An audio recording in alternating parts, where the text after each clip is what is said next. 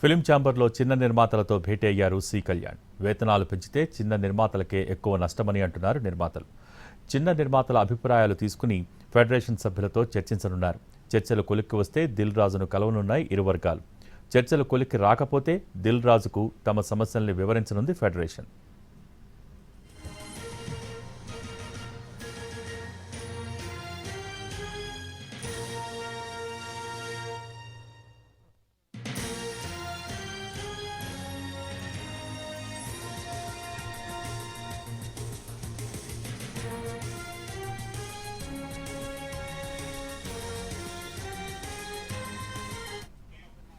ప్రస్తుతం సి కళ్యాణ్ మీడియాతో మాట్లాడుతున్నారు. లైవ్ ద్వారా చూద్దాం.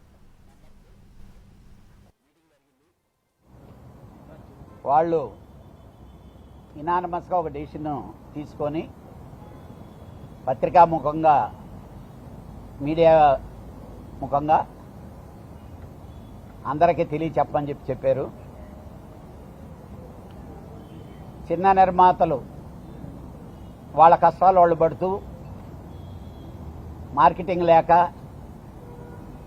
థియేటర్లు ఇబ్బంది పడుతూ వాళ్ళ డబ్బులన్నీ పోగొట్టుకుంటూ ఈరోజు సంవత్సరంలో 300 సినిమాలు రిలీజులు అయితే దాంట్లో 230 నుంచి 240 సినిమాలు చిన్న సినిమాలే ప్రొడ్యూస్ అవుతున్నాయి.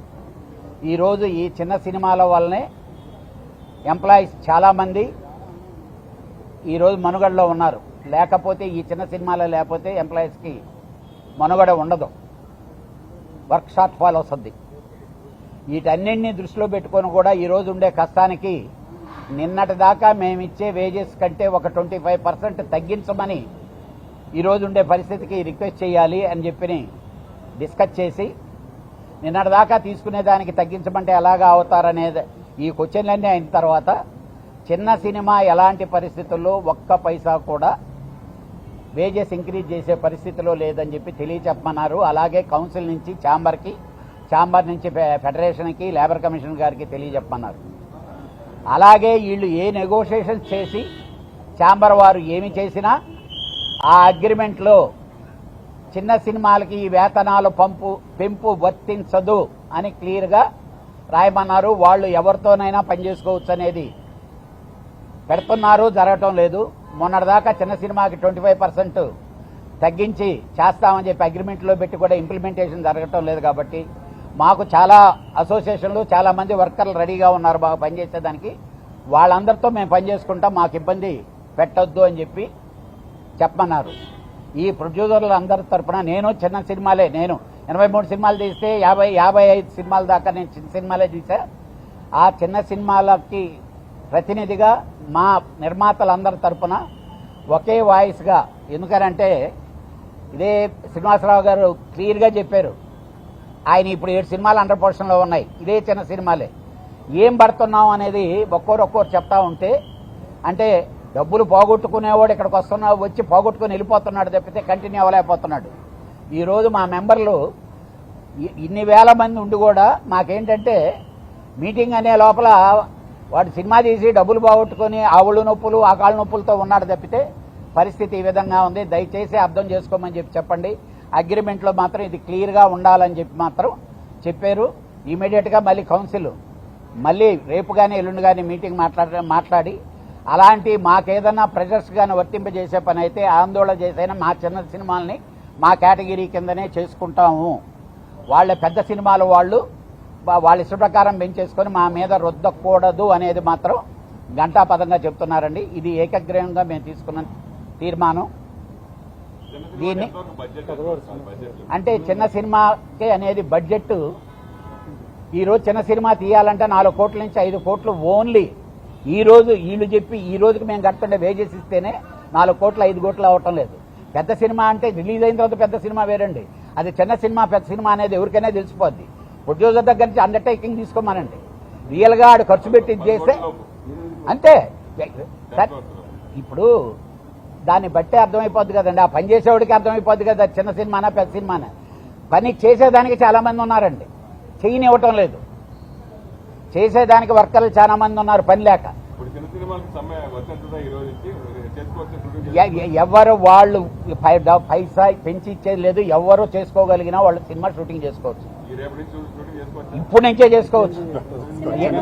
చిన్న సినిమా అనేవాడు వేజెస్ పెంచరు. వాళ్ళు ఎవరితో పని చేసుకున్నా ఎవరు పోయి ఎవరు ఆపేదానికి రైట్ లేదండి. డెఫినెట్ గా వేజెస్ పెంచేదానికి వాళ్ళు సుముఖంగా లేరు. అంతేనా? రెండోది వెరీ వెరీ క్లియర్ అండి.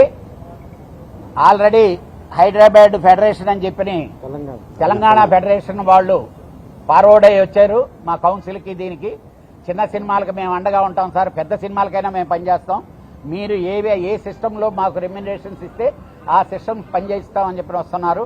డెఫినెట్గా we are going to encourage them only. Sarathi స్టూడియోలో వాళ్ళ వర్కర్ మీద దాడి చేశారండి. మా ప్రొడ్యూసర్ మీద దాడి తీస్తే టాటా తీస్తాం. It is very clear. చేసి చూపించాం. మా ప్రొడ్యూసర్కి వాడు ఎవడైనా సఫర్ చేస్తే వాళ్ళ నాయకులు ఉంటే వాళ్ళు మాట్లాడుకోమన్నాడు. నేను కంఫర్టబుల్గా నేను సినిమా తీసుకుంటే నా సినిమాని ఆపే రైట్ ఎవరికి లేదు.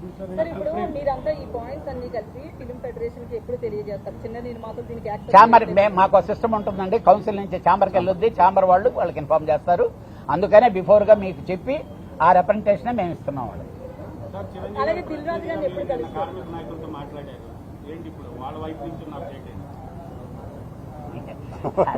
అంటే ఆయన వెలక్కాయ తీసుకొచ్చి ఒకటి సార్, చిరంజీవి గారి ప్రతినిధిగా అనేది కానే కాదు. చిరంజీవి గారి దగ్గరికి, బాలకృష్ణ గారి దగ్గరికి, అందరి హీరోల దగ్గరికి వాళ్ళతో సినిమాలు తీసే ప్రొడ్యూసర్లు అందరు వెళ్ళి అంటే వీళ్ళేమైనా తప్పు చేస్తున్నారని వాళ్ళు అనుకుంటారేమో అని చెప్పి వాళ్ళకి పోయి ప్రాబ్లమ్లు చెప్పుకున్నారు. సార్ ఇది సార్ పరిస్థితి జరుగుతుండేది ఇదని చెప్పుకున్నారు. డెఫినెట్గా వర్కర్లని ఇబ్బంది పెడదాం అనేది ఏ ప్రొడ్యూసరు అనుకోడండి. ఎందుకనంటే అందరూ నిద్రలేసి కలిసిమెలిసి ఇక్కడ సినిమాలు తీసుకునేది. వాళ్ళు కూడా గొంతెమ్మ కోరికలు వదలాలి. ఒక లాకింగ్ దగ్గర ఉండిపోకూడదు. డెఫినెట్గా నేను అనుకుంటున్నా, అంటే ఇది అంటే ఊహించుకుంటున్నాను. డెఫినెట్గా ఈ 2 రోజుల్లో సమస్య సానుకూలంగా పరిష్కారం అయ్యి మళ్ళీ సక్సెస్ఫుల్గా షూటింగ్లు జరుగుతాయని. చిన్న సినిమా షూటింగ్ చేసుకునే ఏ నిర్మాతకు మాత్రం ఇబ్బంది లేదు. It is very clear. ఎవరినండి? దిల్ రాజు గారికి నేను ఆల్రెడీ నిన్న మాట్లాడానండి. ఆయన మాట్లాడి కబురు పెడతా అన్నారు. అంటే ఎఫ్డీసీ అనేది ఆయన ఇక్కడ మాకు చైర్మన్ గా చేశారు, చేశారు. ఆయన కబురు పెడితే ఎప్పుడైనా వెళ్ళి మేము మాట్లాడేదానికి సిద్ధంగా ఉన్నాం. Producers council it is very clear sir. మా ప్రొడ్యూసర్స్ అక్కడ ఉంటారు. మేము అక్కడిచ్చి ఫెడరేషన్కి చెప్పాలంటే డైరెక్ట్గా ప్రొడ్యూసర్ కౌన్సిల్ నుంచి వెళ్ళదు కాబట్టి త్రూ ఛాంబర్. ఇది 2 ఆర్గనైజేషన్లేనండి.